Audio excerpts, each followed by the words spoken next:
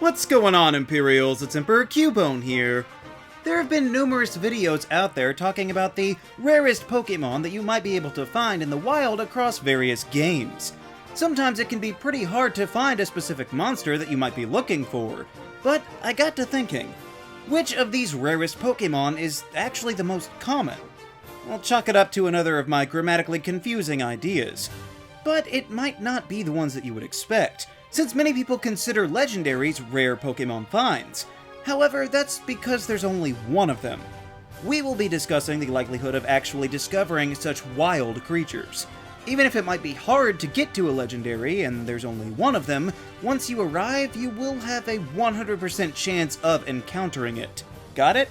So let's look through each specific generation and see which of their most difficult finds is comparatively easy to come across.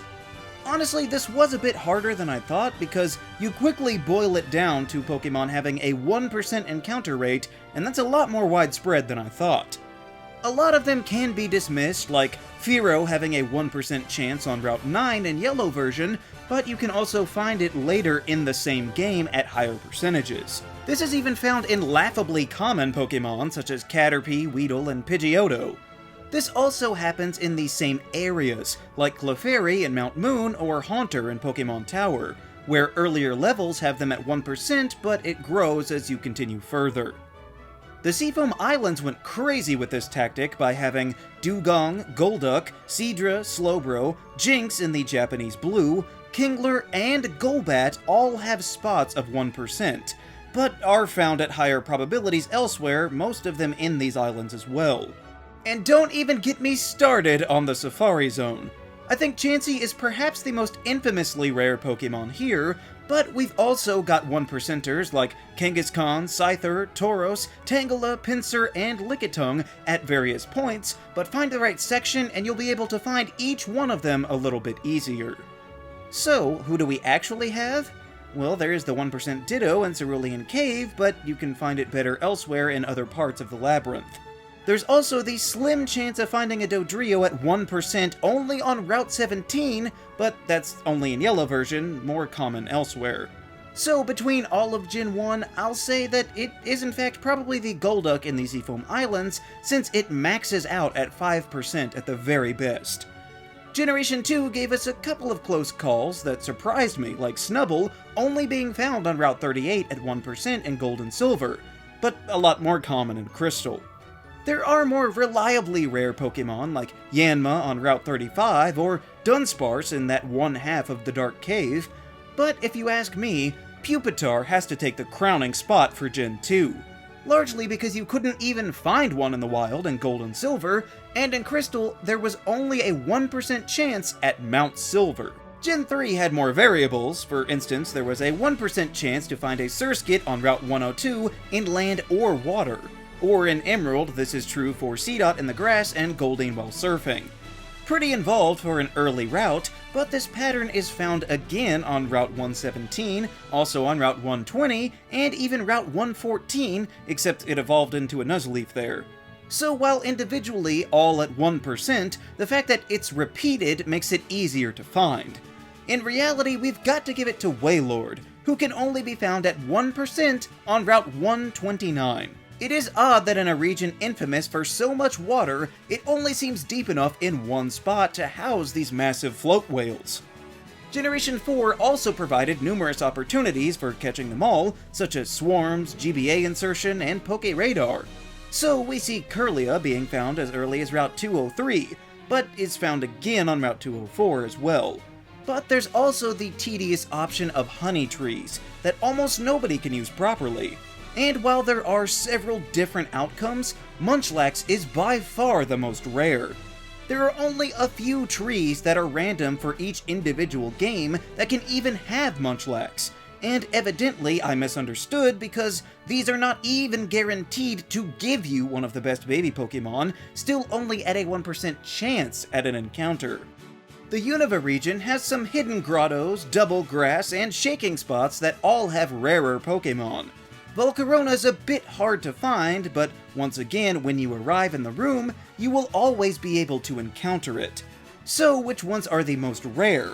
Well, suffice it to say, I will be going with Dragonite, This is notable because Dragonite had never before been catchable in the wild up to that point, but I'll dig into more details when we get to the selection time.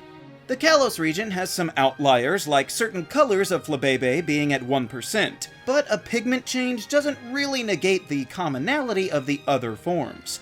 Honestly, by this point, they became pretty loose on allowing Pokemon to be found more readily, so the best we can do for 1% is Abomasnow, which can be found on Route 17. I guess it does make sense for it to be so rare here, since an avalanche seems to have taken out most of the plant life on this route anyway. The Alola Islands have many different spots for Pokemon, even housing different species between separate patches of grass right next to each other. Not to mention the SOS encounter system, which adds a whole new wrinkle. The most unique wild Pokemon seems to be Bagon, which is a 1% encounter rate on Route 3, but can also be found down in Kala'e Bay at 10%. I only bring it up because of the SOS allies of Salamance that can be called. What's truly impressive is the low levels at which these Salamance are found, meaning maybe we were a bit harsh on criticizing all those trainers with underleveled Pokemon. This actually also happens with Larvesta calling Volcarona in the Lush Jungle Cave in the Ultra versions, just in case you only bought one of the second set. And of course, the Galar region brought us some pretty substantially rare Pokemon, like the version exclusives of Stonejourner and Ice-Q, but they can get up to even 15% if you know where to look. I would have gone with Dracloak since it can only be found at the Lake of Outrage between 1 and 2%, and then only during certain difficult weather conditions, but the expansion pass changed things. Dracloak can now be found at the Old Cemetery in the Crown Tundra at a whopping 9% in all weather conditions. So I guess if you only still have the base game, that would count. As far as an actual hardest to find Pokemon, I feel like it's got to be Duraludon. This is slightly from experience, as it took me far too long to find one, but its most reliable location is Route 10, only at 1%. You can find it at 2% at the Lake of Outrage as well, but only during a snowstorm, so good luck waiting for that specific weather condition to show up.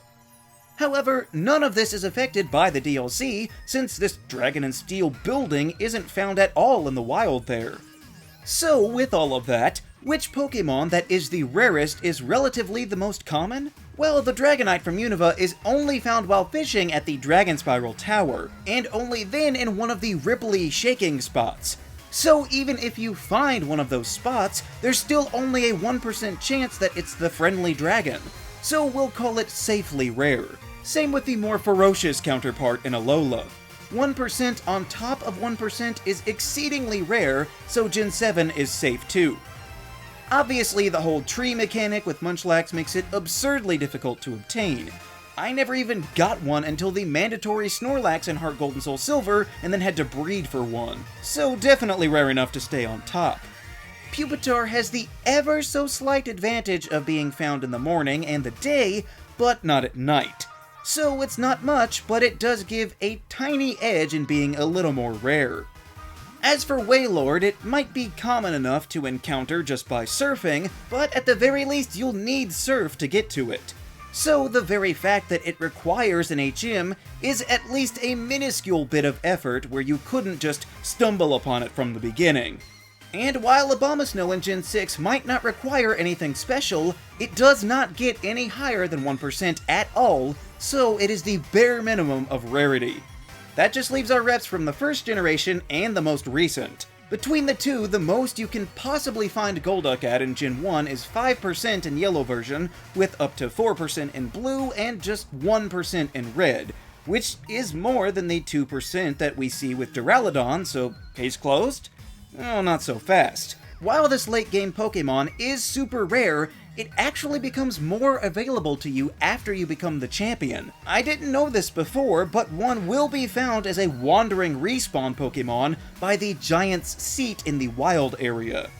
I wouldn't blame people for not knowing about this, since it is a very out-of-the-way corner of the wild area.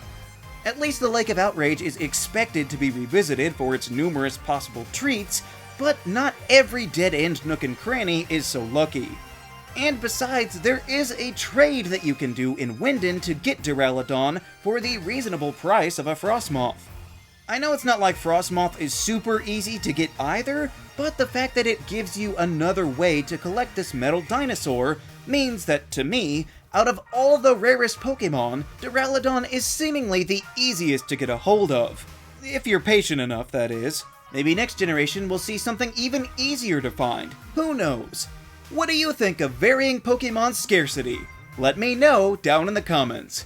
Also be sure to leave a like, share this video, and subscribe so that you too can become an Imperial today. And we'll see you around next time!